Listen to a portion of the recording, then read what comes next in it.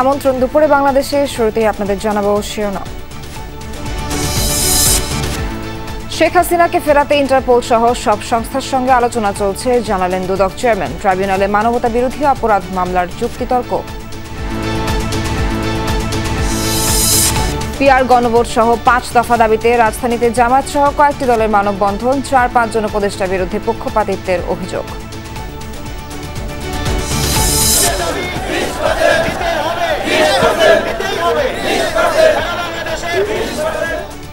সারা দেশে দ্বিতীয় দিনের মতো বেসরকারি এমপিওভুক্ত শিক্ষকদের কর্মবিরতি। 4টার মধ্যে প্রজ্ঞাপন না হলে সচিবালয় অভিমুখে পদযাত্রা। কাল চাকসু নির্বাচনে ভোট গ্রহণ। কেন্দ্রীয় ও হল সংসদে লড়ছেন 908 প্রার্থী। সুষ্ঠু ভোট আয়োজনে নেওয়া হয়েছে সব ধরনের প্রস্তুতি। আসরে টিকে থাকার মিশনে আজ ফিরতি ম্যাচে হংকং চায়নার মুখোমুখি হবে বাংলাদেশ। শুরুর একাদশে থাকবেন সুমিত জয়নরা। জয় নিয়ে ঘরে ফিরতে চান কোচ। আমরা শেষ ম্যাচে হংকংয়ের খেলার ধরন বুঝতে পেরেছি। এবার পরিকল্পনা কাজে লাগানোর পালা। গেল ম্যাচের প্রথম একাদশে পরিবর্তন আসছে।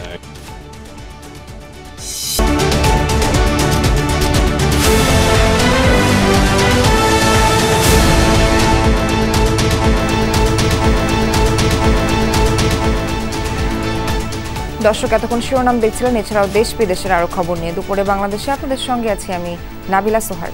রাজধানীর আগারগাঁওয়ে নির্বাচন ভবনে সমসাময়িক বিষয় নিয়ে কথা বলছেন সিনিয়র সচিব আক্তার আহমেদ। সরাসরি যাচ্ছে তার বক্তব্যে। কর্মকর্তাদেরকে নিয়োজিত করেছি। কিছু তথ্য আমাদের সচিবালয়ে করা হচ্ছে এবং প্রাসঙ্গিক ক্রমে আর তারই ধারাবাহিকতায় কিছু মাঠ পর্যায় থেকেও তথ্য নিতে হচ্ছে। কাজে এটা এখন যদি বলি যে কিছু সচিবালয় এবং কিছু মাঠ পর্যায়ে, এটা আসলে না বলে পুরোটাই বলা যেতে পারে যে সচিবালয় এবং মাঠ পর্যায়ে দুটা মিলিয়ে এই তথ্যানুসন্ধান করা হচ্ছে এবং আমরা আশা করছি আগামী সপ্তাহে এটার একটা সমাধানে আসতে পারবো এবং অবস্থানটাকে ক্লিয়ার করব। আপনারা জানেন যে আমরা অংশীজনদের সাথে বিভিন্ন পর্যায়ে আলোচনা করেছি এবং আলোচনা পদ্ধতিতে চলমান আছে। আমরা আগামী 20 তারিখে আইন শৃঙ্খলা সাথে যারা যে সমস্ত সংস্থা জড়িত, যেমন সেনাবাহিনী, বিমান বাহিনী এবং নৌবাহিনী এবং অন্যান্য যারা আছেন তাদের সাথে নির্বাচন কমিশন সচিবালয় তাদেরকে ডাকা আমরা আমন্ত্রণ জানিয়েছে। তাদের সাথে আমরা আলোচনা করব আগামী 20 তারিখে। এর পাশাপাশি যে আছে প্রবাসী ভোটারদের কাজের অগ্রগতি আছে। আমাদের অ্যাপ ডেভেলপমেন্ট যেটা আছে, সেই অ্যাপ ডেভেলপমেন্টের কাজটা আমরা আশা করছি যে last week of October, latest by first week of নভেম্বরে আমরা লঞ্চ করতে পারবো এখনও পর্যন্ত। বাট এটা আপনারা আমার সাথে বোধহয় একমত হবেন যে যেহেতু টেকনিক্যাল বিষয়, লাস্ট মোমেন্টে যদি কোনো ক্লিচ আসে তাহলে সেই জিনিসটাকে অ্যাকসেপ্ট করতে টাইম অ্যাডজাস্টমেন্ট হয়। আগে হয়ে গেলে আমরা আরও আগেই এটা লঞ্চ করে দেব। আমাদের নির্বাচনী যে সমস্ত দ্রব্যাদি মালামাল, এগুলোর আমাদের ফেব্রুয়ারির নির্বাচনকে টার্গেট করে যে প্রস্তুতি আছে। কাজে আমরা ফেব্রুয়ারিতে নির্বাচন হবে এবং সেই নির্বাচনের ধারাবাহিকতায় আমরা আমাদের যে সমস্ত নির্বাচনী সামগ্রী দরকার সেগুলো আমাদের সংগ্রহে এসে পৌঁছেছে। কাজে ওই ব্যাপারে দর্শক বক্তব্য রাখছেন সিনিয়র সচিব আক্তার আহমেদ। আমরা সরাসরি ছিলাম সেখানে। শেখ হাসিনা ও তার পরিবারের সদস্য সহ পলাতক দুর্নীতিবাজদের দেশে ফেরাতে ইন্টারপোলের মাধ্যমে রেড নোটিশ জারির পদক্ষেপ নেওয়া হয়েছে, জানিয়েছেন দুদক চেয়ারম্যান আব্দুল মোমেন। মঙ্গলবার দুদকে কর্মরত সাংবাদিকদের সংগঠন রিপোর্টার্স এগেইনস্ট করাপশন র্যাক সদস্যদের কর্মশালার উদ্বোধনী অনুষ্ঠানে কথা জানান তিনি। বলেন, আওয়ামী লীগের শাসনামলে বহু প্রভাবশালী ব্যবসায়ী দুর্নীতির মাধ্যমে দেশকে প্রায় সর্বশান্ত করে ফেলার চেষ্টা করেছিল। এসব দুর্নীতির তদন্ত দুদক ভয়ভীতিহীনভাবে চালিয়ে যাচ্ছে। দুর্নীতি প্রতিরোধে দুর্নীতিগ্রস্ত ব্যক্তিকে নির্বাচনে মনোনয়ন না দেওয়ার আহ্বান জানান দুদক চেয়ারম্যান। আমাদের যেসব প্রক্রিয়া তার মধ্যে ইন্টারপোলের লাল নোটিশ থেকে শুরু করে প্রায় সবগুলি কাজই হয়েছে। পররাষ্ট্র মন্ত্রণালয়ের পর্যায়ে আলাপ আলোচনা চলছে। সেখান থেকে যদি সাকসেসফুল হয় এবং আমাদের প্রতিবেশী রাষ্ট্র যদি বাংলাদেশের প্রতি ন্যায় বিচার করে, তাহলে সঙ্গত কারণেই তাকে ফেরত দেবেন। আর যদি ফেরত না দেয় তাহলে ডিপ্লোম্যাটিক সেক্টরে আলাপ আলোচনা চলতে থাকবে এবং একটা সুরাহা নিশ্চয়ই এক সময় হবে। জুলাই আগস্টে মানবতা বিরোধী অপরাধের মামলায় শেখ হাসিনা সহ 3 আসামির বিরুদ্ধে তৃতীয় দিনের যুক্তিতর্ক উপস্থাপন চলছে। বিচারপতি গোলাম মুর্তজা মজুমদারের নেতৃত্বাধীন ট্রাইব্যুনাল 1-এ যুক্তি উপস্থাপন করছে চিফ প্রসিকিউটর তাজুল ইসলাম। সোমবার দিনভর এই মামলার শুনানি হয়। একে একে মামলার দালিলিক প্রমাণ, ঘটনাস্থল, গণহত্যার পরিধি, জড়িত পক্ষসমূহ এবং জুলাইয়ের ঘটনাক্রম বিশদভাবে তুলে ধরা হয়। একই সঙ্গে শেখ হাসিনার নতুন একটি ফোনালাপ উপস্থাপন করা হয়, যেখানে আন্দোলনকারীদের ওপর গুলি চালানোর নির্দেশ দিতে শোনা যায় তাকে। এদিকে কুষ্টিয়ায় 6 জনকে হত্যা মামলায় জাসদ সভাপতি হাসানুল হক ইনুর বিরুদ্ধে অভিযোগ গঠনের পরবর্তী শুনানি 23 অক্টোবর নির্ধারণ করেছে আন্তর্জাতিক অপরাধ ট্রাইব্যুনাল 2। একই জেলায় হত্যা মামলায় 23 অক্টোবরের মধ্যে আওয়ামী লীগের যুগ্ম সম্পাদক মাহবুবুল আলম হানিফ সহ 4 জনকে ট্রাইব্যুনালে হাজির হতে পত্রিকা বিজ্ঞপ্তি প্রকাশের নির্দেশ দেওয়া হয়েছে।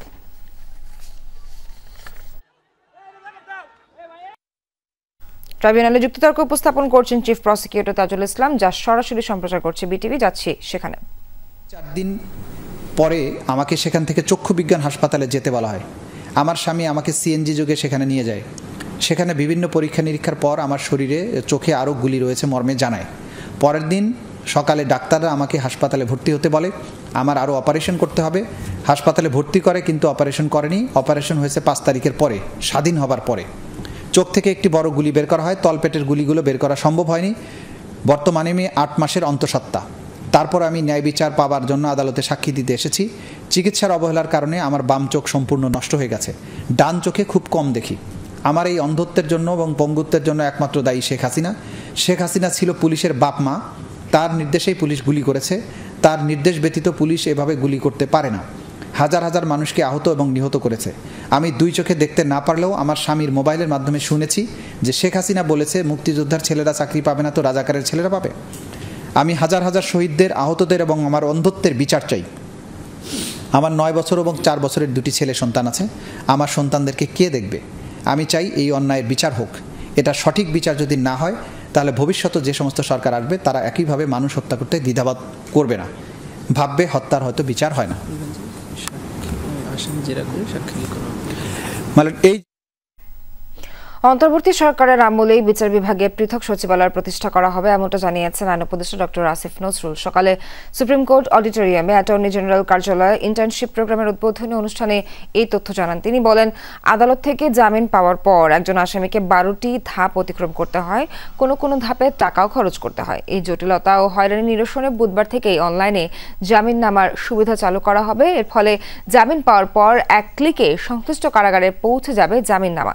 তিনি আরো বলেন, গুম, দুদক ও মানবাধিকার আইন আগামী কয়েক সপ্তাহের মধ্যে সম্পন্ন হবে। আমরা ল মিনিস্ট্রি থেকে অনেকগুলা রিফর্ম করেছি, একদম নিজেরা করেছি, কারো কোনো হেল্প, কোনো পার্টনারশিপ করি নাই। কালকে আমরা অনলাইন বেল বন্ডের উদ্বোধন করব। এই বেল বন্ডটা আপনার একটা লোক জামিন পাওয়ার পর আদালত থেকে ছাড়া পাওয়া পর্যন্ত, আমি আমার ল মিনিস্ট্রিতে যারা আছে তারা প্রত্যেকেই জাজ, এক্সপেরিয়েন্সড, ভেরি গুড জাজ। তাদের থেকে শুনলাম 12টা প্রক্রিয়াতে যেতে হয় তার। আগামীকাল আমরা পাইলট প্রজেক্ট চালু করছি। একটা ক্লিক করবে, আদালতের রায় থেকে সরাসরি এটা জেলখানায় পৌঁছে যাবে, যে জেলখানায় আসামি আছে। সরকারের 4 থেকে 5 জন উপদেষ্টা একটি বিশেষ দলের পক্ষে কাজ করছে। তারা জনপ্রশাসনকে দলীয় সরকারে পরিণত করার চেষ্টা করছে বলে মন্তব্য করেছেন জামায়াত ইসলামীর নায়েবে আমির ডক্টর সৈয়দ আব্দুল্লাহ মোহাম্মদ তাহির। সকালে পিআর পদ্ধতিকে জুলাই জাতীয় সনদে অন্তর্ভুক্ত করে গণভোট সহ 5 দফা দাবিতে মৎস্য ভবন এলাকায় আয়োজিত মানববন্ধনে এমন মন্তব্য করেন তিনি। বলেন, উপদেষ্টাদের কণ্ঠ রেকর্ড আছে, তাদের সংশোধনের সুযোগ দেওয়া হচ্ছে বলেও জানান তিনি। বলেন, সময় মতো সাবধান না হলে জনসম্মুখে নাম প্রকাশ করা হবে। জুলাই শহীদদের সাথে বিশ্বাসঘাতকতা করলে তাদের পরিণতি খারাপ হবে বলেও জানান তিনি। বলেন, এই দলীয়করণ করা সরকার দিয়ে কোনোভাবেই নিরপেক্ষ নির্বাচন সম্ভব নয়। এই নীল নকশার নির্বাচনে দেশের মানুষ অংশগ্রহণ করবে না। পূর্বের মতো বিতর্কিত নির্বাচন করলে এই দেশের মানুষ মানবে না বলেও জানান জামায়াত ইসলামের নায়েবে আমির।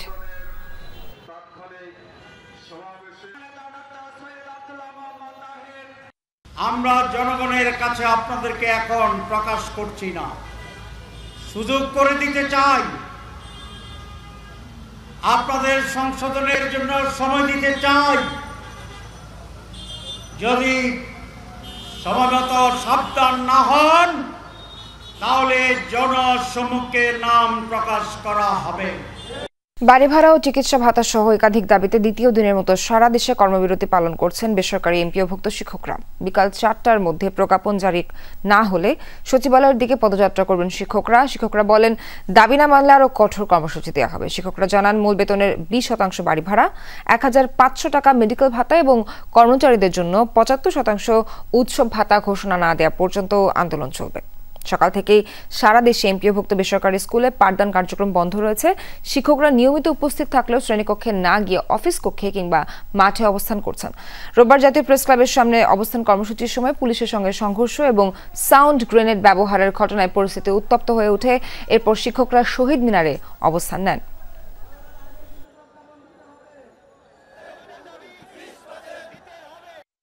কোনো বিলাসিতা না, মাত্র 20% হলো বাড়ি ভাড়া। যে ভাড়া দিয়ে যে টাকাটা দেওয়া হবে সেটা তো একটা রুম ভাড়াও হয় না। সেখানে আমরা ফ্যামিলি নিয়ে কিভাবে এই মানবতার জীবনযাপন করে শিক্ষার আলো ছড়াচ্ছি। সরকার যতক্ষণ পর্যন্ত এই দাবি আমাদের মেনে না নেবে ততক্ষণ পর্যন্ত আমরা এখানে অবস্থান করব। আমাদের এই দাবি দেওয়া মানে না নেয় তাহলে কোনো সরকারই আমাদের দাবি মানবে না। এই সরকারের কাছে আমাদের দাবি বেশি, কারণ এই সরকার অভ্যুত্থানের মাধ্যমে এসেছে। দর্শক, শহীদ মিনারে তাদের সাথেই আছেন আমাদের সহকর্মী তাজনুরুল ইসলাম। সরাসরি যাচ্ছি তাজনুরের কাছে। তাজনুর, শিক্ষকদের পদযাত্রার সময় তো কিছুটা পেছানো হয়েছিল, এই মুহূর্তে সেখানে কি চলছে, কি পরিস্থিতি আপনি দেখছেন? এখন সবাই আসলে এক ধরনের ছড়িয়ে ছিটিয়ে থাকার মতো অবস্থা, কারণ কিছুক্ষণ আগেই যখন কর্মসূচির আপডেট জানানো হচ্ছিল মাইকে, বলা হচ্ছিল যে 4টা পর্যন্ত তারা সময় বেঁধে দিয়েছেন এবং 4টা পর্যন্ত তারা এখানেই অবস্থান করবেন। পরবর্তী সময়ে এই সময়ের মধ্যে প্রজ্ঞাপন জারি না হলে তাদের যে পূর্ব নির্ধারিত লং মার্চ টু সচিবালয় সেটিতে তারা যেতে বাধ্য হবেন। মূলত একটি বিষয় ঘোষণা দেওয়া হচ্ছিল বারবার করে যে সরকারের তরফ থেকে তাদের সঙ্গে যোগাযোগ করা হয়েছে, অর্থাৎ আন্দোলন যারা করছেন বা আন্দোলনে যারা নেতৃত্ব দিচ্ছেন তাদের সঙ্গে যোগাযোগ করা হয়েছে এবং দাবি মেনে নেওয়ার ব্যাপারে এক ধরনের ইতিবাচক সাড়া এরই মধ্যে তারা পেয়েছেন, সেটি বলা হচ্ছিল। এবং যেটি বলছেন শিক্ষকরা, যে দাবি চূড়ান্তভাবে তখনই আদায় হবে যখন প্রজ্ঞাপন জারি হবে। তাদের যে সুস্পষ্ট 3 দফা রয়েছে সেটি উল্লেখ সহ সেই প্রজ্ঞাপন জারির অপেক্ষায় রয়েছেন তারা, এবং সেই প্রজ্ঞাপন হওয়ার পরেই কেবলমাত্র তারা আসলে এই শহীদ মিনারে যে তাদের যে অবস্থান সেই অবস্থান তারপরে তারা ত্যাগ করবেন। যেটি বলছেন যে বহুদিন ধরেই এই দাবির বিষয়ে আন্দোলন চলছিল। 2018 সালের একটি রেফারেন্স টানা হচ্ছে যে তখনও একবার তারা মাঠে নেমেছিলেন, তখন তাদেরকে আশ্বাস দেওয়া হয়েছিল। কিন্তু দীর্ঘদিন ধরে এই যে বাড়ি ভাড়া বৃদ্ধি, মেডিকেল ভাতার যে বিষয়গুলো, সেগুলো তো দীর্ঘদিনের দাবি। তো সেই দাবির বিষয়ে দীর্ঘদিনের দাবি না মানার ফলেই কিন্তু এই আজকের কিংবা গত 3 দিন ধরে তাদের যেই সড়কে অবস্থান কিংবা ঢাকায় এসে তাদের যে অবস্থান সেই ব্যাপারটি করতে তারা বাধ্য হয়েছেন। তার ফলে যেটি হয়েছে যে শহীদ মিনারে আজকে সারা দেশ থেকে কয়েক হাজার শিক্ষক এরই মধ্যে জড়ো হয়েছেন এবং তারা সেই 4টা বাজার আসলে অপেক্ষা করছেন। কেন্দ্রীয় নেতৃবৃন্দ যে ঘোষণাটি দিয়েছেন, হয়তো 4টার সময় গিয়ে তাদের পরবর্তী যে কর্মসূচি সেই বিষয়ে ধারণা বা বিষয়গুলো তখন জানা যায়। তাজনুর, আপনাকে অনেক ধন্যবাদ। দর্শক, ঢাকার বাইরের পরিস্থিতি জানবো। কুমিল্লা থেকে যুক্ত হচ্ছেন সহকর্মী খোকন চৌধুরী। খোকন, এমপিওভুক্ত শিক্ষা প্রতিষ্ঠানগুলো পাঠদান এখন কি আদৌ চলছে কিনা, চললো কিভাবে চলছে, সেখানে কি পরিস্থিতি জানাবেন?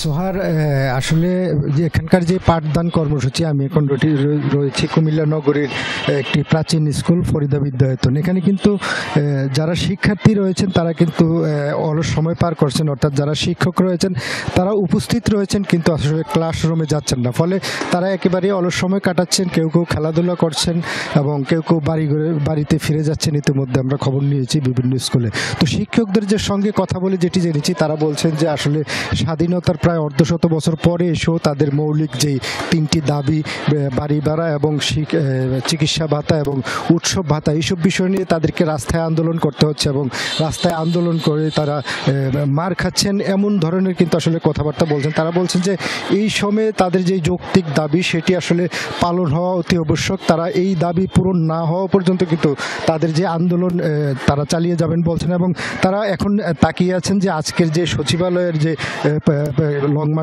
লং মার্চ টু সচিবালয়, সেই কর্মসূচি শেষে তাদের কেন্দ্রীয় পক্ষ থেকে কী ধরনের কর্মসূচি আসে তারা কিন্তু সেই অপেক্ষায় রয়েছেন। তারা বলছেন যে কেন্দ্রীয়ভাবে যতক্ষণ পর্যন্ত তাদের যে দাবি আদায় না হবে এবং যতক্ষণ পর্যন্ত সিদ্ধান্ত না আসবে তারা কিন্তু ততক্ষণ পর্যন্ত তাদের আন্দোলন কর্মসূচি চালিয়ে যাবেন।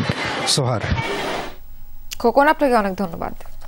কাল চট্টগ্রাম বিশ্ববিদ্যালয় কেন্দ্রীয় ছাত্র সংসদ চাকসু নির্বাচন, যেখানে কেন্দ্রীয় ও হল সংসদে লড়ছে 908 প্রার্থী, মোট ভোটার 27,516 জন। আরও তথ্য জানাতে যুক্ত হচ্ছেন সহকর্মী শহীদুল সুমন।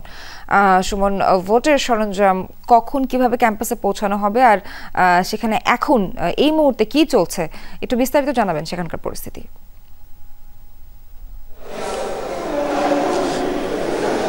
সোহার, নির্বাচনী সরঞ্জাম সেটি প্রতি ক্যাম্পাসে বহু আগে এসেছে এবং সেটি কিন্তু আজকে সকাল থেকে বিভিন্ন কেন্দ্রগুলোতে পাঠানো শুরু হয়েছে। আমরা সকাল 10টা থেকে দেখেছিলাম নির্বাচন কমিশন কার্যালয় থেকে সেই সরঞ্জামগুলো কিন্তু বিভিন্ন কেন্দ্রে পাঠানো হয়েছে। তবে এখনো পর্যন্ত আমরা সমাজবিজ্ঞান অনুষদে রয়েছি, এখানে যেই আমরা ফ্লোরটিতে রয়েছি, এখানে অতীশ দীপঙ্কর হলের ভোটাররা ভোট দেবেন। তবে এখনো পর্যন্ত নির্বাচনের যে কক্ষগুলো সেগুলো এখনো পুরোপুরি প্রস্তুত হয়নি। আমরা দেখছি শুধুমাত্র কাঠের যেই বাঁশের যে কাঠামো সেটি তৈরি করা হয়েছে, তার বাইরে যে পর্দা দেওয়ার কথা সামিয়ানা সেটি এখনো পর্যন্ত লাগানো হয়নি। সেটি হয়তো আরো কিছুক্ষণ পরেই এসে যারা এখানকার কর্মচারীরা রয়েছেন তারা লাগাবেন। তবে আমরা বেশ কিছু কেন্দ্রে গিয়ে দেখেছি ভোট কক্ষ কিন্তু প্রস্তুত রয়েছে। সমাজবিজ্ঞান অনুষদে আমি যদি বলি, শামসুন নাহার হল, অতীশ দীপঙ্কর হল, খালদা জিয়া হল এবং নবাব ফয়জুন্নেসা হলের ভোটাররা এখানে ভোট দেবেন। সব মিলিয়ে আমরা দেখছি 5টি কেন্দ্র এবং কেন্দ্রগুলোতে আলাদা আলাদা বুথ রয়েছে, সেই বুথগুলোতে ভোট দেবেন। এবং সব মিলিয়ে যে প্রস্তুতি আমরা দেখছি সকাল থেকে, যে আইন শৃঙ্খলা বাহিনীর প্রস্তুতির কথা যদি আমি বলি, সেক্ষেত্রে র্যাব সদস্যরা ক্যাম্পাসে এসে পৌঁছেছেন। তারা বিভিন্ন যে কেন্দ্র কিংবা যে গুরুত্বপূর্ণ স্থানগুলোতে রয়েছেন সেই স্থানগুলোতে র্যাবের যারা সদস্যরা রয়েছেন তারা কিন্তু যে অবস্থান নিয়েছেন এবং নিরাপত্তার চাদরে কিন্তু আমরা বিশ্ববিদ্যালয়ের প্রশাসন বলছে তারা ঢেকে ফেলেছে। এবং সব মিলিয়ে যে 15 অক্টোবর ভোট গ্রহণ সেটি আসলে রাত পোহালেই হবে। এবং যারা ভোটাররা রয়েছেন তারা যেমন ইতিহাসের সাক্ষী, যে অর্থাৎ আমি ইতিহাস বলছি যে 35 বছর পর যে নির্বাচন হচ্ছে, তারা বলছেন যে তারা খুব উচ্ছ্বসিত এবং উৎসবের সাথেই তারা ভোট দেবেন। এবং যারা প্রার্থীরা রয়েছেন তারা বলছেন যে এই যে আজকের যে নিরাপত্তা ব্যবস্থা কিংবা এই ধারা সেটি যদি অব্যাহত থাকে ভোটাররা আসবেন এবং তারা প্রত্যেকেই কিন্তু আমরা জয়ের ব্যাপারে আশাবাদী দেখছি। সুমন, আপনাকে অনেক অনেক ধন্যবাদ। দর্শক, আমরা এরই মধ্যে দেখতে পাচ্ছি আমাদের সহকর্মী তারেক যুক্ত আছেন আমাদের সঙ্গে রাষ্ট্র নির্বাচনের খবরাখবর জানানোর জন্য। তারেক, রাত 12টায় তো শেষ হতে চলেছে রাষ্ট্র নির্বাচনের প্রচার। দীর্ঘ 3 দশকের বেশি সময় পর নির্বাচনকে ঘিরে কিন্তু উৎসবের আমেজ রাজশাহী বিশ্ববিদ্যালয় ক্যাম্পাসে। আপনার কাছে জানতে চাই, এই মুহূর্তে প্রার্থীরা শেষ দিকে যে প্রতিশ্রুতি দিচ্ছে সেগুলো সম্পর্কে, আর ক্যাম্পাসের সার্বিক পরিস্থিতি কেমন সেটাও আমাদের জানাবেন। সোহার, সার্বিক পরিস্থিতি বলতে সকাল থেকে আমি দেখেছি যে অন্য দিনের মতো আজকে সব থেকে বেশি প্রচারণা যারা প্রার্থী সকল ভোটারদের কাছে যাওয়ার চেষ্টা করছেন এবং কোনো প্রার্থী কিন্তু বসে নেই। বিশেষ করে সকাল থেকে রাজশাহী বিশ্ববিদ্যালয়ের বিভিন্ন একাডেমিক ভবন, রাজশাহী বিশ্ববিদ্যালয় পরিবহন মার্কেট, টুকিটাকি চত্বর, সিরাজি ভবন, শহীদুল্লাহ কলা ভবন এবং বিভিন্ন চা স্টল থেকে শুরু করে শহীদ মিনার চত্বর, প্যারিস রোড, বিজ্ঞান ভবনের যে ভবনগুলো রয়েছে প্রত্যেকটি একাডেমিক ভবনের সামনে আসলে উপচে পড়া ভিড়। এবং যারা ভোটার রয়েছে তারাও এই রাষ্ট্র নির্বাচন নিয়েই শুধু আলোচনা করছেন, কাকে তারা ভোট দিবেন, কাকে নির্বাচিত করবেন এবং তাদের যদি কেউ ডিপার্টমেন্টের যারা প্রার্থী রয়েছেন তাকে কিভাবে আসলে তার বিষয়টি প্রচারণা করবেন এই কয়েকদিন, যেহেতু আজকে প্রচারণা শেষ, আগামীকালকে কি করবেন, ভোট নিয়ে সার্বিক যে বিষয়গুলো সেগুলো নিয়ে তারা আলোচনা করছেন। আমি এখন রাজশাহী বিশ্ববিদ্যালয়ের পরিবহন মার্কেটে রয়েছি। পরিবহন মার্কেটে নিশ্চয়ই আপনি দেখতে পাচ্ছেন যে যারা ভোটার রয়েছে বেশিরভাগ এখানে ভোটার তারা বসে আলোচনা করছেন এবং প্রার্থীরা তারা আসছেন, এসে তাদের হ্যান্ডবিলগুলো দিয়েছেন। এক একটা টেবিলে প্রচুর পরিমাণে হ্যান্ডবিল সেটি জমা হয়েছে এবং রাজশাহী বিশ্ববিদ্যালয় আজকে এই সকাল থেকে কিন্তু একটা উৎসব মুখর পরিবেশ সৃষ্টি হয়েছে এবং শেষ যেহেতু প্রচারণা, প্রার্থীরা একদমই আদা জল খেয়ে কিন্তু নেমেছেন এবং আজকে সকাল থেকে রাত পর্যন্ত কিন্তু একটানা যে প্রচারণা সেটি প্রার্থীরা করবেন এবং রাজশাহী বিশ্ববিদ্যালয় এখন প্রচারমুখ কিন্তু হয়ে উঠেছে। সোহার, তারেক, আপনাকে অনেক ধন্যবাদ। রাজধানী মিরপুরের রূপনগরে পোশাক ও কেমিক্যাল গোডাউনে আগুন, সেখানে আছেন সহকর্মী রাব্বি সিদ্দিকী। রাব্বি, আগুন নিয়ন্ত্রণে ফায়ার সার্ভিসের কয়টি ইউনিট কাজ করছে এই মুহূর্তে, আর আগুন লাগার কারণ সম্পর্কে কিছু জানতে পারলেন কিনা জানাবেন। এখন পর্যন্ত এই আগুনের সূত্রপাত কিভাবে, কি কারণে আগুনটি লাগলো সেই বিষয়ে কোনো তথ্য পাওয়া যায়নি। তবে আগুন নিয়ন্ত্রণে কিন্তু ফায়ার সার্ভিস কাজ করছে, সেই সাথে উৎসুক জনতার ভিড় সামলাতে সেনা সদস্যরা কিন্তু কাজ করছেন। আছি সেই একেবারেই যেই কারখানায় আগুন লেগেছে সেখানটায়। এখানে এখনও ফায়ার সার্ভিসের সদস্যরা কাজ করছেন, এখনও ফায়ার সার্ভিসের গাড়ি আগুন নেভাতে কিন্তু চেষ্টা করছে। আগুনটি ছড়িয়ে পড়েছে যতটুকু জানতে পেরেছি, যে এই কারখানার আগুনটি এখনও নিয়ন্ত্রণে আসেনি। ফায়ার সার্ভিসের এই গাড়ি এখনও আসছে এবং আমরা দেখছি যে বেশ কয়েকটি ইউনিট এই আগুন নেভাতে কাজ করছে। আগুন দাউ দাউ করে জ্বলছে। হ্যাঁ, আমরা দেখানোর চেষ্টা করছি যে এই কেমিক্যালের গোডাউন যেহেতু আগুন নেভাতে বেগ পেতে হবে বা হচ্ছে, আমরা তেমনই কিন্তু সংবাদ পেলাম। যারা আগুন নেভাচ্ছে যারা আছেন তারা আগুন নেভাতে বেগ পেতে হচ্ছে। একটি দেখাতে চাই ফায়ার সার্ভিসের সদস্য যারা আছেন, যারা ভেতরে আগুন নিয়ন্ত্রণে কাজ করছেন, হ্যাঁ কাজ করছেন, তাদেরকে একটু তারা যে বেগ পেতে হচ্ছে আগুন নিয়ন্ত্রণে।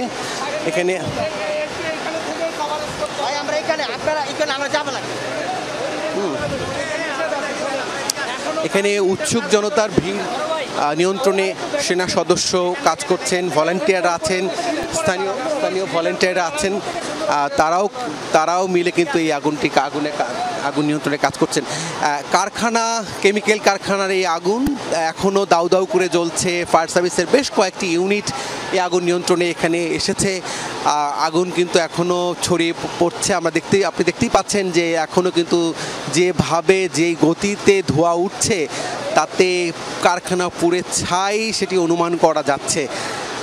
রূপনগর, ঠিক এখানে একটি বিশ্ববিদ্যালয় আছে বিউবিটি, এই বিশ্ববিদ্যালয়ের পাশে ঠিক এই আগুনের ঘটনা। এখানে একটি কারখানা ছিল, সেই কেমিক্যালের কারখানা, সেই কারখানায় এখানে আগুন লেগেছে। আশপাশে বেশ কয়েকটি গার্মেন্টস কারখানাও আছে এই রোডে এবং এই আগুন নেভাতে ফায়ার সার্ভিসের বেশ কয়েকটি টিম কাজ করছে। কেমিক্যালের কারখানা হওয়াতে আগুন নিয়ন্ত্রণে আনতে বেগ পেতে হচ্ছে, তেমনটাই কিন্তু আমরা দেখতে পাচ্ছি। পরপর দুটি ভবনে ধোঁয়া উঠছে। তো এটি আসলে দুইটি কারখানা কিনা সেটি জানার জন্য একটু যদি জানতে চাই, আপনি কখন এসেছেন? আমি এখানে সকালে ঘটনা যখন ঘটার কিছুক্ষণ আগে আমি এখানে এসে উপস্থিত হয়েছি। কয়টি কারখানায় আগুন? আমার জানা মতে মোটামুটি 4টা কারখানায় আগুন লাগছে। যে এখানে বিপুল পরিমাণে কেমিক্যাল এখানে স্তব্ধ রাখা ছিল। কিভাবে এখানে আগুন লাগছে, লাগানোর পর পুরা এখানে অর্থ এলাকায় সবাই ছিড়াই গেছে। আমাদের এখানে সেনাবাহিনী প্রথম থেকেই ছিল, ফায়ার সার্ভিস আসছে, পুলিশ ছিল, র্যাব আসছে, মোটামুটি আইন শৃঙ্খলা বাহিনী প্রথম থেকে আমাদের সাথে ছিল। আর পর্যাপ্ত ভলেন্টিয়ার ছিল, বিউবিটির ছাত্ররা ছিল, সাথে আমরাও ছিলাম। এখন কারখানা কয়টা? এখানে কারখানা অনেকই আছে, রাস্তার আশেপাশ দিয়ে 2 সাইড দিয়ে এই কারখানা। একটা মেন, ঠিক আছে, একটা মেন, এর থেকে 2 সাইডেই ছড়াই গেছে আগুনগুলা। হ্যাঁ, অনেক কষ্টের পরে ফায়ার সার্ভিস মনে করেন নিয়ন্ত্রণে আসছে। এখনো ভিতরে যাওয়ার মতো পরিবেশ হয়নি। পরিবেশটা হলে ওনারা যাবে, উদ্ধার করবে, উদ্ধার কাজ চলবে। ঠিক আছে, কোনো আটকা পড়া আছে? কেউ আটকা পড়া আছে কিনা এটা আমরা এখনো জানি না। মানে আটকা পড়ে নাই, আমরা গেছি, ফায়ার সার্ভিসের লোক গেছে কয়েকবার, কোনো আটকা পড়ে নাই। কিন্তু গ্যাসের জন্য পুরোপুরি যাওয়া যাচ্ছে না। এখন অন্ধকার, গ্যাসের গন্ধে মানে মানুষ দম আটকা যেতেছে। ফায়ার সার্ভিস যথেষ্ট পরিমাণে চেষ্টা করতেছে, কাজ চলতেছে। কয়টা এটা সম্ভবত 9:30 10টার দিক 9:30টার দিক হবে। কারখানা মোট কয়টা? একটা কারখানা প্রথমে এইটা জ্বলছে, পরবর্তীতে এই যে কোম্পানি এই যে এটা ছিল, এটা আপনার কেমিক্যাল গোডাউন, এই গোডাউনে ছড়াইছে। ওই বিল্ডিং থেকে ফায়ার সার্ভিসের লোক পানি দিচ্ছে, মসজিদের ছাদ থেকে দিচ্ছে, এখনও কাজ চলমান। আপনারা দেখতেছেন সাধারণ জনগণ আছে, ভলেন্টিয়াররা আছে, আর সেনাবাহিনী আছে, ফায়ার সার্ভিসের লোক আছে, বিবিডি ছাত্ররা আছে অনেক, সবাই শ্রম দিতে আছে, খাবার টাবার সবাই তারা আইনা দিতেছে। ভাই এই পর্যন্তই, ধন্যবাদ। আমরা বোঝার চেষ্টা করলাম, বক্তব্যগুলো শোনার পরে আমরা বোঝার চেষ্টা করলাম যে আসলে এখানে ঠিক এই গলিতে বেশ কয়েকটি কারখানায় এই আগুন ছড়িয়ে পড়েছে। সেই সংখ্যাটি যদি আমি একটু বলি, সেই সংখ্যাটি কয়টি কারখানায় আগুন সেটি যদি একটু বলতেন।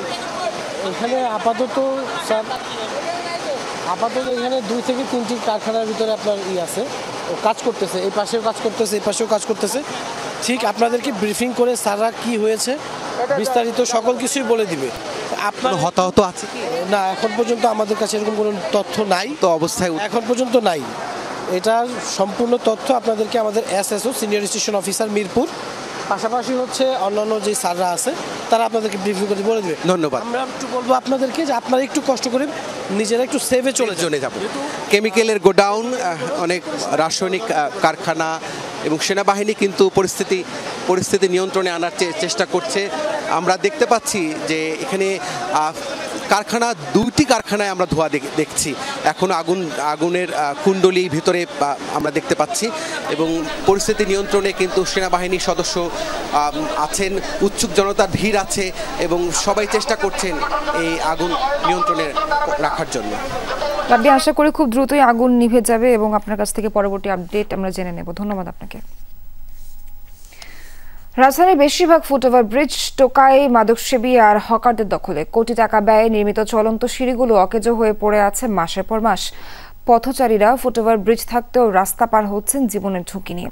নগর পরিকল্পনাবিদরা বলছেন, প্রকল্প হাতে নিতে প্রশাসন যতটা আগ্রহী, তার বাস্তবায়ন ও রক্ষণাবেক্ষণে ততটাই উদাসীন তারা। ঢাকার 2 সিটি কর্পোরেশন বলছে মেরামত আর নিরাপত্তা জোরদারে কাজ করছেন তারা। আরও জানাচ্ছেন তানভীর সিদ্দিক টিপু, ছবি তুলেছেন লুৎফর রহমান। হযরত শাহজালাল আন্তর্জাতিক বিমানবন্দর সংলগ্ন ফুটওভার ব্রিজে যারা নিয়মিত চলাচল করেন তাদের কাছে হেনস্থার এমন ঘটনা প্রায় নিয়মিত। টাকা দিলে তবেই মুক্তি, না দিলে ওরা তেরে আসে ময়লা পানি নিয়ে। দিনে দুপুরে হরহামেশা এখানে চলে মাদকসেবীদের দৌরাত্ম্য। রাত হলে টোকাই আর মাদকসেবীদের আখড়ায় পরিণত হয় ব্রিজটি। এখানে রাতে ঘুমাই, উঠতে মিটে জায়গা, তারপর আবার ওদিকে ঘুমাই, ওদিকে বাঙ্গারে মঙ্গারে ঢুকাই। আমরা এনে আছে, ওদিকে আছে, এদিকে আছে, 20 থেকে 50 জনের মতো আছে। প্রায় 4 বছর ধরে অকেজো হয়ে পড়ে আছে কোটি টাকার চলন্ত সিঁড়ি। সিঁড়ির অনেক যন্ত্রাংশ চুরি গেছে। নিরাপত্তা শঙ্কায় দিনেও ব্রিজে উঠতে চান না অনেকে। জীবনের ঝুঁকি নিয়ে নিচ দিয়ে রাস্তা পার হন পথচারীরা। এতে বাড়ছে যানজট। টাকাটা আগে চাবে, চাওয়ার পরে যদি না দেয় পা চেপে ধরবে। আবার দেখা গেছে কিছু কিছু মহিলাও আছে, এরা কাপড় পর্যন্ত ধরে, গায়ে হাত দেয়, পা ধরে টান দেয়, টাকা পয়সা চায়, বিভিন্নভাবে ওরা হ্যারাসমেন্ট করে।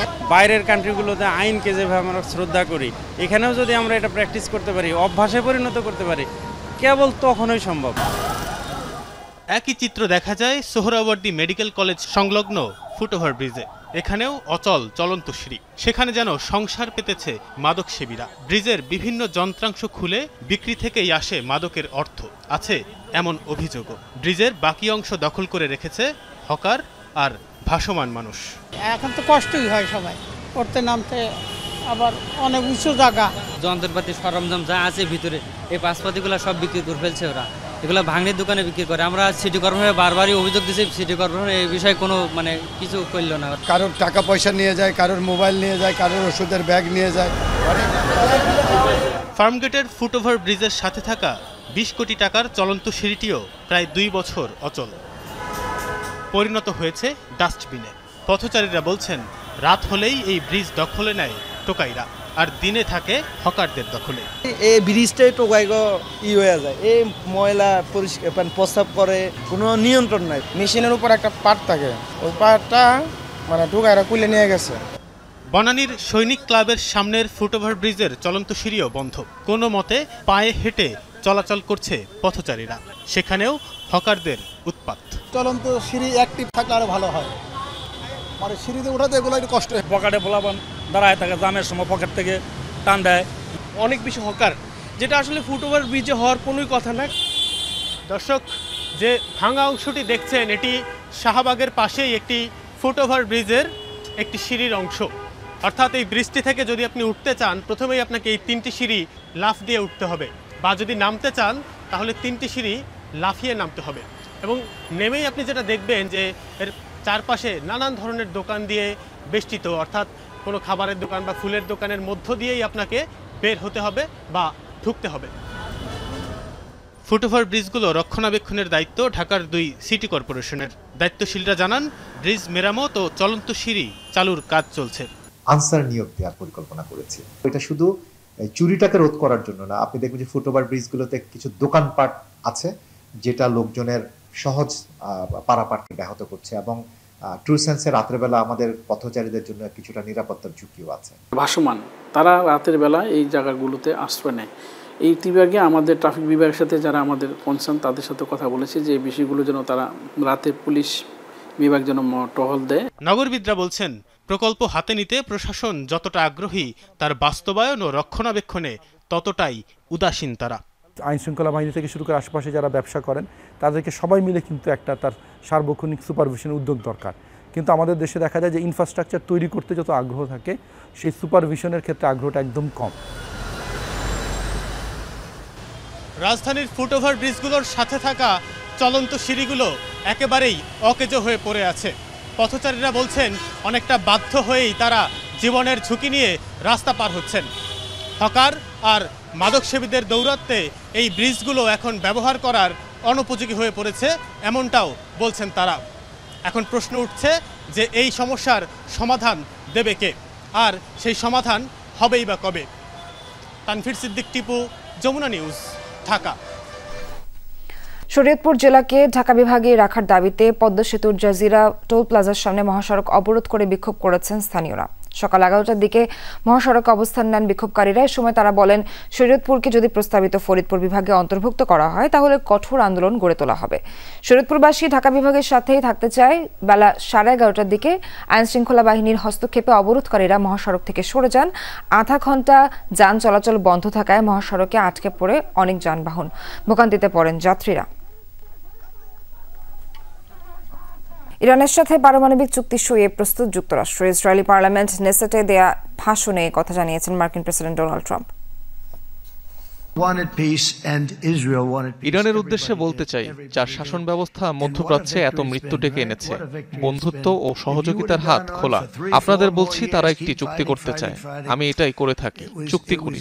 আমি এতে ভালো, সবসময় এতে ভালো ছিলাম। এটাও জানি তারা কখন চুক্তি করতে চায়। তারা যখন প্রস্তুত হবে, আমরাও হব।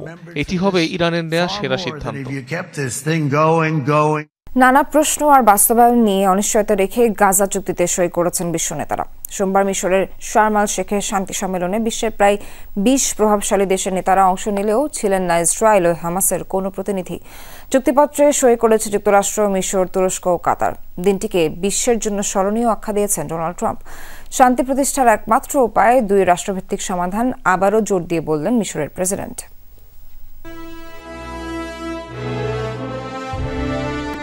গাজায় কাগজে কলমে থামল ইসরায়েলি আগ্রাসন, সই হয়েছে বহুল আলোচিত শান্তি চুক্তি। মার্কিন প্রেসিডেন্ট ডোনাল্ড ট্রাম্প ছাড়াও এতে স্বাক্ষর করেছেন মিশরের president Abdel Fattah Al Sisi, তুরস্কের প্রেসিডেন্ট রিসেপ তাইপ এরদোগান ও কাতারের আমির Sheikh Tamim bin Hamad Al Thani. মিশরের শার্ম আল শেখের রেড সি রিসোর্টে হওয়া সম্মেলনে অংশ নিয়েছেন আরব ও পশ্চিমা বিশ্বের প্রায় 20 দেশের সরকার ও রাষ্ট্রপ্রধান। তবে যাদের মধ্যে সংঘাত থামাতে এই আয়োজন, সেই ইসরায়েল ও হামাসের কেউই অংশ নেয়নি। উপস্থিত ছিলেন ফিলিস্তিনি প্রেসিডেন্ট মাহমুদ আব্বাস। চুক্তির সব ধাপ বাস্তবায়নে কোনো নির্দিষ্ট রূপরেখা না থাকায় যুদ্ধবিরতির ভবিষ্যৎ নিয়ে রয়েছে অনিশ্চয়তা। সব ইস্যুতে এখনও সমঝোতা হয়নি হামাস ও ইসরায়েলের মধ্যে। এরপরও এই চুক্তির মাধ্যমে মধ্যপ্রাচ্যে নতুন সূচনার আশা দেখছেন মার্কিন প্রেসিডেন্ট। সুন্দর মধ্যপ্রাচ্যের জন্য এক নতুন সূচনা। এবার আমরা এমন একটি অঞ্চল গড়ে তুলতে পারবো যা হবে শক্তিশালী, স্থিতিশীল, সমৃদ্ধ, ঐক্যবদ্ধ এবং সন্ত্রাসমুক্ত। মধ্যপ্রাচ্য ছাড়াও বিশ্বের ইতিহাসে এটি একটি স্মরণীয় মুহূর্ত। গাজার জনগণকেও সমর্থন করা উচিত, কিন্তু রক্তপাত, ঘৃণা বা সন্ত্রাসের সাথে সম্পর্কিত কোনো কিছুতেই তহবিল দিতে চাই না। গাজার পুনর্গঠনের জন্য এর নিরস্ত্রীকরণ দরকার। গাজায় যুদ্ধবিরতি কার্যকর এবং হামাস নিরস্ত্রীকরণে ভূমিকা রাখার আগ্রহ দেখিয়েছেন যুক্তরাজ্যের প্রধানমন্ত্রী কির স্টারমার। মিশরের প্রেসিডেন্টের দাবি, আপাতত আগ্রাসন থামলেও গাজায় স্থায়ী শান্তির পথ 2 রাষ্ট্রভিত্তিক সমাধান। এই চুক্তি মানব ইতিহাসের একটি বেদনাদায়ক অধ্যায়ের অবসান ঘটাবে। পরিকল্পনা বাস্তবায়নের জন্য আমাদের সমর্থন এবং আকাঙ্ক্ষা পুনর্ব্যক্ত করছি। আশা করছি এটি 2 রাষ্ট্রভিত্তিক সমাধানের রাজনৈতিক পথ তৈরি করবে, আর সেটাই ফিলিস্তিনি ও ইসরায়েলি জনগণের শান্তিতে সহাবস্থান নিশ্চিতের একমাত্র উপায়। সম্মেলনে উপস্থিত ছিলেন ইতালির প্রধানমন্ত্রী জর্জিয়া মেলোনি, ফ্রান্সের প্রেসিডেন্ট ইমানুয়েল ম্যাক্রন, পাকিস্তানের প্রধানমন্ত্রী শেহবাজ শরীফ সহ অন্যান্যরা। মোস্তফা মাহমুদ, যমুনা নিউজ। ইসরায়েলের কারাগার থেকে মুক্তির পর বিভৎস নির্যাতনের অভিজ্ঞতা উঠে এসেছে ফিলিস্তিনিদের বয়ানে। অভিযোগ, জেলে পশুর মতো আচরণ করা হয় ফিলিস্তিনি বন্দীদের সাথে। খাবার সহ বেঁচে থাকার ন্যূনতম সুবিধাটুকুও মেলে না। নিজ ভূমিতে ফেরার আনন্দের মধ্যে দুর্বিষহ কারাবাসের স্মৃতি তাড়া করছে মুক্তি পাওয়া ফিলিস্তিনিদের।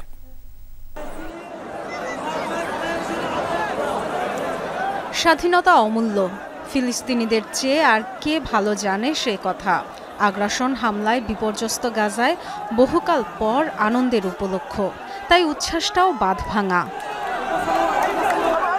ইসরায়েলের কারাগার থেকে ছাড়া পাওয়া ফিলিস্তিনিদের নিয়ে বাসগুলো খান ইউনিসে প্রবেশের পর উল্লাসে ফেটে পড়ে গাজাবাসী।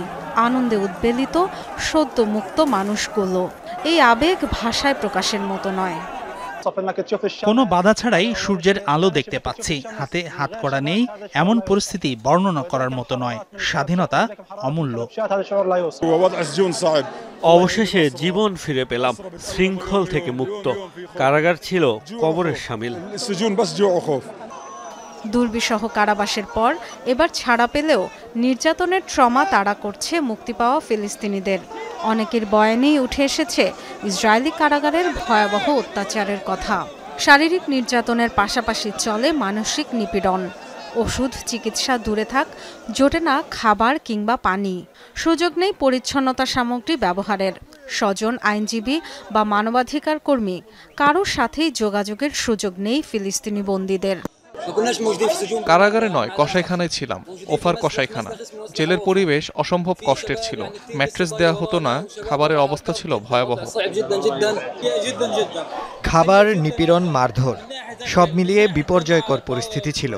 খাবারের কষ্ট, পানির কষ্ট। টানা 4 দিন না খেয়েছিলাম। এখানে একজন 2টি মিষ্টি দিল, সাথে সাথে খেয়ে নিয়েছি। এই মুহূর্তে মনে হচ্ছে কারাগারের সেই ভয়ঙ্কর অভিজ্ঞতা ভুলে গেছি। কারাগারে পরিস্থিতি ভয়াবহ ছিল। দিনের পর দিন কষ্ট সহ্য করেছি। প্রতিটি দিন ছিল আতঙ্কের, ভাষায় বর্ণনা করার মতো নয়। কোনো অভিযোগ ছাড়াই ফিলিস্তিনিদের ধরপাকড় আর বিনা বিচারে কারাগারে আটকে রাখা ইসরায়েলি প্রশাসনের বহু পুরনো চর্চা। ধারণা করা হচ্ছে তেল আবিবের কারাগারে বিনা বিচারে বন্দী ফিলিস্তিনির সংখ্যা 10,000-এর বেশি। Dorothy Tasrin, Jamuna news. দর্শক, দুপুরে বাংলাদেশের প্রথম ঘন্টা থেকে বিদায় নিচ্ছি আমি নাবিলা সোহার। পরের ঘন্টা খবর নিয়ে ফিরবেন সহকর্মী নুসরাত বৃষ্টি। দেখার আমন্ত্রণ রইল।